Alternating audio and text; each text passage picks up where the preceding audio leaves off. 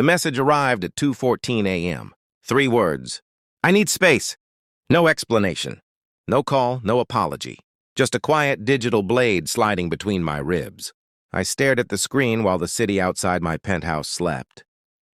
The silence around me felt deliberate, as if the world itself was waiting for my reaction. Emma and I were supposed to be married in 4 months. Venues booked, guests invited. My mother had already ordered the engraved crystal glasses. And suddenly, she needed space. I typed a reply. Take all the time you need. Then I set the phone down. Calm. Too calm. Because something about the message felt rehearsed. Like a line in a script. Emma wasn't impulsive. She planned everything, down to the color of napkins. People like that don't suddenly disappear. They prepare exits. I poured myself a drink and watched the message again. 3 words. So clean. So convenient. My instincts, those quiet survival alarms buried, deep in the back of the mind, were already screaming. But suspicion is an ugly thing. It makes you look for monsters in shadows. So I did nothing. For 2 days. Then the bank called. Emma had tried to access one of my investment accounts. Not the shared one. The private one she shouldn't have known about. That was the moment something inside me shifted. Not anger. Not yet. Something colder. Because people who need space don't usually try to empty your accounts while they're gone. Emma moved out the next morning. 2 suitcases. A quick hug. A sad smile. I just need to think, she said softly. Her voice trembled perfectly. Too perfectly. I watched her leave. Then I checked the building cameras. Her taxi didn't go to a hotel. It didn't go to her sister's house either. It drove across town, to a small apartment complex in the older part of the city. I zoomed the footage. And there he was. Daniel, her ex, the man she once described as a mistake I learned from. He opened the door. They kissed. Not hesitant. Not awkward. Comfortable. Practiced. I sat in my chair for a long time after that. People imagine betrayal as a loud thing. Screaming. Fighting. Glass shattering. In reality, it's quiet. Just a slow rearranging of the truth. Emma wasn't confused. She wasn't taking space. She had already chosen. But the bank call still echoed in my mind. Why my private account? Why now? Then another piece clicked into place. My business deal closing in December. 20 million in liquid assets. Accessible. Transferable. And Emma had access to more of my life than anyone else. Addresses. Passwords. Habits. The realization didn't hurt. Pain would have meant I still trusted her. Instead, I felt something else. Curiosity. Because if they thought they were playing me, I wanted to see the whole. I didn't confront her. I didn't even mention Daniel. Instead, I did something much more useful. I listened. Emma kept calling occasionally. Checking in. Pretending concern. I miss you, she whispered once.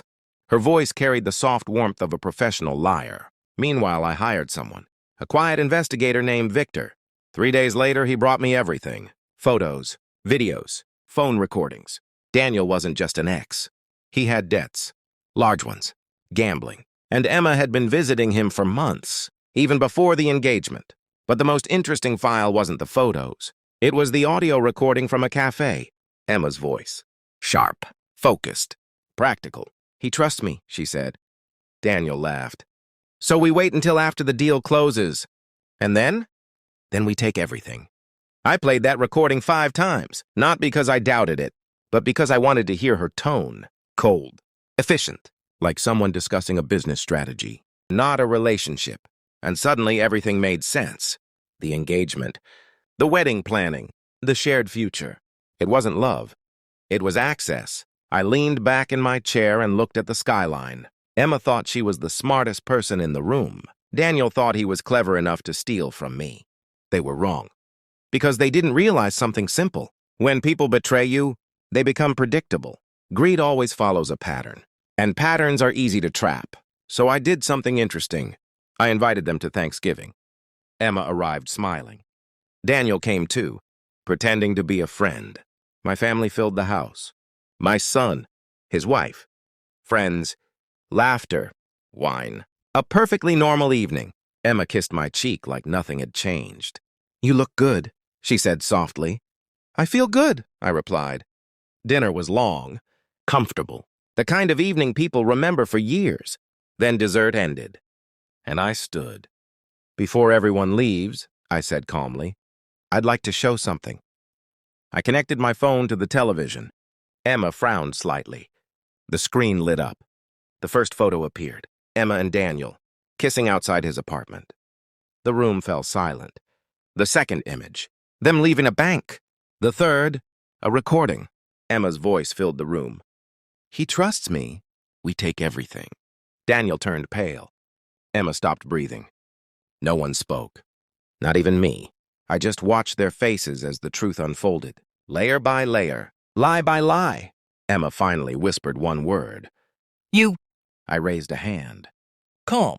Wait. The next photo appeared. My villa, in Switzerland. Snow-covered mountains behind it. Emma stared at it, confused. Then her phone started vibrating. Once, twice, again. Call after call. My phone buzzed, too. 71 missed calls from her in the next 2 hours. Later that night, my daughter-in-law answered one of Emma's calls. She put it on speaker. Emma's voice was frantic. What does the Switzerland photo mean? My daughter-in-law smiled. If you want to join Thanksgiving next year. A pause.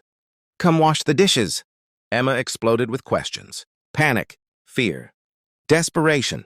Finally, she demanded to speak to me. I took the phone. Quiet, controlled. You moved the money? She said. Not a question. A realization. Yes. Where? Somewhere your boyfriend can't reach. Silence. Then Daniel shouted something in the background. I almost laughed. People like them think money is the prize. They never realize trust is the real vault. And once that's gone, everything else follows. I trusted you, Emma said weakly. No, I replied. You tried to use me. I ended the call. The house was quiet again. Guests had left. The plates were stacked in the kitchen. Snow had started falling outside. I stood by the window and looked at the city lights. Betrayal doesn't destroy you. Not really. It just removes illusions. Emma thought she had discovered my weakness. My money, my love, my future. But what she actually discovered was my patience. And patience is a dangerous thing when paired with truth. I never yelled, never threatened, never begged. I simply waited, collected evidence, then let reality speak for itself. People think revenge is loud, explosive, messy. They're wrong. The most devastating revenge is silence, followed by proof. And somewhere across the city, Emma was probably staring at her phone, 71 unanswered calls, wondering how everything slipped through her fingers. But I already knew the answer, because the moment she said she needed space, I had already begun closing the trap. And when it snapped shut, I didn't lose a single thing. She did.